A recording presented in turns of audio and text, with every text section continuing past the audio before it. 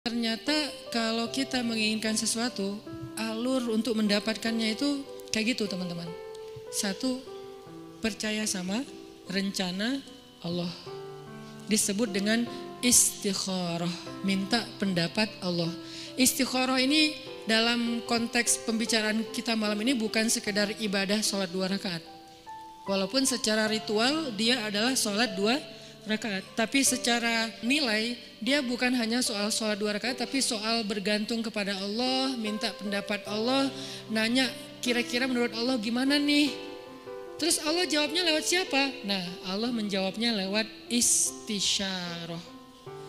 Pertama, istikharah, minta pendapat Allah. Ya Allah, beri saya petunjuk, ini mau gimanain, ini apa yang harus saya lakuin.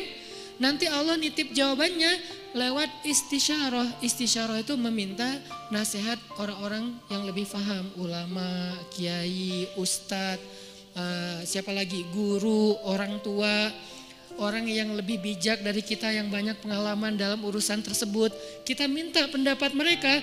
Biasanya Allah nitip jawaban itu melalui lisan-lisan mereka yang terjaga. Karena memang Allah mengatakan auliaullah, wali-wali Allah itu ketika dia sudah dekat dengan Allah, maka Allah menjadi pendengarannya, Allah menjadi penglihatannya. Maksudnya yang dia lihat itu sesuai dengan yang Allah inginkan, yang dia dengar itu hanya yang Allah ridhoi, yang dia ucapkan hanya yang Allah ridhoi. Artinya lisannya, telinganya, matanya udah terjaga, selain pikiran dan hatinya pastinya terjaga.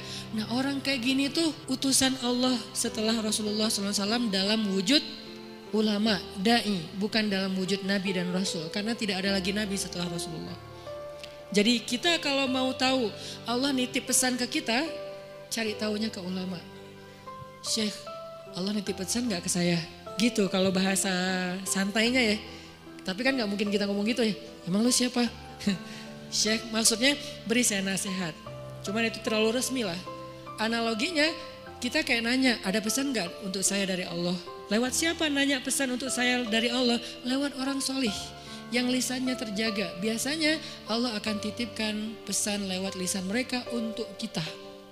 Ini namanya istisyarah, meminta isyarat. Isyarat itu bahasa Arab yang jadi bahasa Indonesia. Isyarah jadi isyarat. Isyarat itu artinya petunjuk. Jadi kalau ada yang ngasih isyarat berarti ngasih petunjuk. Itu arti sebenarnya dari isyarah.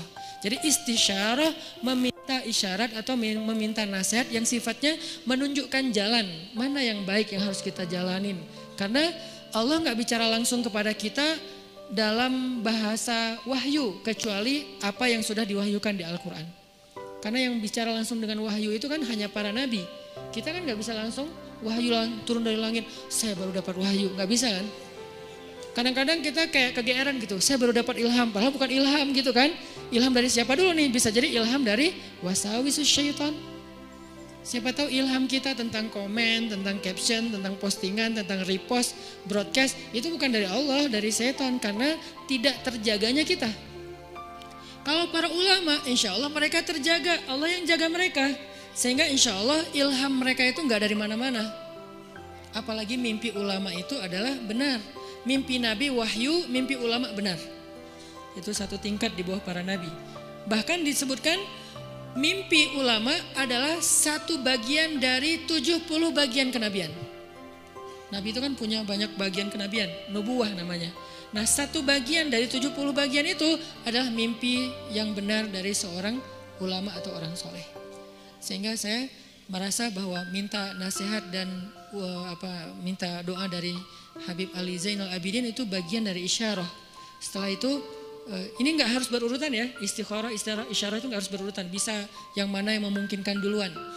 Akhirnya kemudian saya istikharah, minta Allah, ya Allah saya pengen ketemu Nabi. Pas umroh ternyata bisa ziarah Nabi di depan makam Nabi, selain sholawatan saya ngomong gitu semampu saya, walaupun sebetulnya malu gitu mau ketemu Nabi. Kenapa? Amalan kurang, sholawat kurang, ujuk-ujuk datang minta banyak request gitu kan, kayak ngerasa nggak pede. Tapi mau ke siapa lagi? Meminta nasihat dalam bahasa kayak apa ya, kayak orang lagi berkunjung gitu. Walaupun pastinya doanya kepada Allah. Jadi saya bukan berdoa kepada Nabi ya, berdoa kepada Allah, cuman lagi ziarah tuh kayak ngomong gitu. Sebagaimana Nabi bicara dengan Khadijah ketika ziarah makam Khadijah. Ya Rasul, saya gimana ya? Mau gimana ini ya dakwahnya? Udah beres itu masuk ke Raudhah, ya Allah beri saya petunjuk. Doa yang saya nggak pernah tinggalkan, Rabbana atina min ladunka rahmah wa hayyi' lana min amrina rasyada. Kalimat terakhir itu tuh, wa hayyi' lana min amrina rasyada. Ya Allah siapkanlah untuk saya petunjuk dalam urusan saya. Mau gimana nih kalau bahasa sederhananya? Ternyata Allah beri petunjuk lewat doa tadi para orang soleh, kemudian mimpi, kemudian dapat sebuah kejutan dari Allah yang mungkin sebagian orang melihat kejutan ini sebagai sesuatu yang sedih, musibah, ujian. Tapi saya ngelihatnya ini bukan ujian, ini justru jawaban dari doa saya bahwa Allah ingin memberikan celah. Oh gini masuknya, sehingga akhirnya saya merasa bahwa saya mendapatkan apa yang saya minta. Ini sebagai testimoni orang yang pernah mencoba jalur itu ternyata berhasil, maka coba deh dalam urusan kita. Gimana? Istikharah, istisyarah, istifta. Apa itu istifta? Istifta dari kata fatwa. Bahasa Arab kalau ada ista, alif sinta, itu artinya meminta. Apaan minta apa gitu. Ini kode gitu. Jadi kalau dalam grammar bahasa Arab ada alif sin ta, itu artinya meminta. Jadi kalau istisyarah meminta isyarah, istikharah meminta khiyarah, istifta meminta fatwa. Jadi minta fatwa itu mana? Halal haram, benar salah, hak batil, mana yang harus saya pilih. Nah itu namanya istifta. Sehingga datangnya harus kepada ulama. Kalau istisyarah boleh ulama, boleh orang bijak, boleh orang tua, boleh orang soleh yang ahli ibadah gitu kan. Bisa jadi ahli ibadah itu teman kita sendiri atau siapapun yang kita kenal. Tapi kalau istifta harus ulama. Kalau di Indonesia ulama yang tergabung dalam sebuah organisasi yang resmi, majelis ulama. Itu yang masalah istifta. Dan yang keempat, ini yang paling penting, istiqomah. Apa arti istiqomah? Banyak orang mengartikan istiqomah itu terus menerus, bukan. Itu namanya dawam. Kalau kita sholat tahajud setiap malam selama setahun namanya dawam dengan tahajud. Disebut orang yang qawwam. Kalau sekali doang, qaim. Kalau kita puasa setiap Senin Kamis selama bertahun-tahun namanya dawam, berpuasa. Disebut dengan shawwam. Kalau sekali doang, shaim. Kalau cewek, shaimah. Nih. Berarti so'imah ini puasa cowok, puasa cewek. So'imah. Kalau udah sering, sawwamah. Kalau qiyam, qaimah. Kalau udah sering, qawwamah. Itu dalam bahasa Arabnya. Nah, itu namanya dawam. Terus-terusan, daimun gitu kan. Mereka selalu dawam. Tapi kalau istiqomah artinya bukan konsisten. Dawam itu kan konsisten. Kalau istiqomah itu komitmen. Apa bedanya? Kalau komitmen itu tetap on the track apapun yang terjadi. Itu namanya istiqomah. Gak mau keluar dari garisnya. Gak mau keluar dari fisabilillah. Gak mau keluar dari syariat. Dengan batasan syariat yang luas pastinya. Jangan sampai kita menuduh orang udah keluar dari batasan syariat padahal batasan kita sempit. Bisa jadi dia gak keluar. Cuman batasan kita yang sempit. Harusnya syariat itu luas. Keluasan syariat tergantung wawasan Islam kita. Ada mengatakan, itu gak boleh, padahal boleh. Kenapa dia bilang gak boleh? Karena mungkin dia baru tahu satu dalil. Itu haram, padahal makruh. Itu makruh, padahal mubah gitu kan. Nah intinya kalau kita gak keluar dari batasan syariat apapun kejadiannya, kita disebut orang-orang yang istiqomah. Komitmen dengan Islam. Kalau komitmen, Allah pasti bantu. Innalladzina qalu rabbunallah tsumma istaqamu. Allah bantu apa? Tatanazzalu alaihil malaikah, malaikat turun. Kemudian Allah menolongnya, Allah menjauhkannya dari musuh. Nah ini 4 cara untuk sampai kepada kebaikan yang kita harapin. 1, minta pendapat Allah.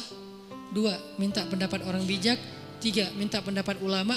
4, kalau udah tahu dari 3 itu ilham, kemudian isyarah, kemudian fatwa, maka fastaqim.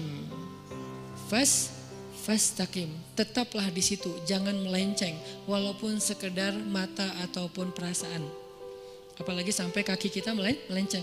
Walaupun sekedar mata aja atau perasaan Rabbana la tuzigh qulubana. Ya Allah, jangan biarkan hati kami tergelincir. Ya muqallibal qulub tsabbit qulubana. Allahumma habib ilainal iman. Jadi kita minta kalau kayak gini, insya Allah teman-teman gak usah khawatir. Bilang ke mereka, kata Allah, Allah takhafu, janganlah kalian takut karena Allah bersama dengan kalian.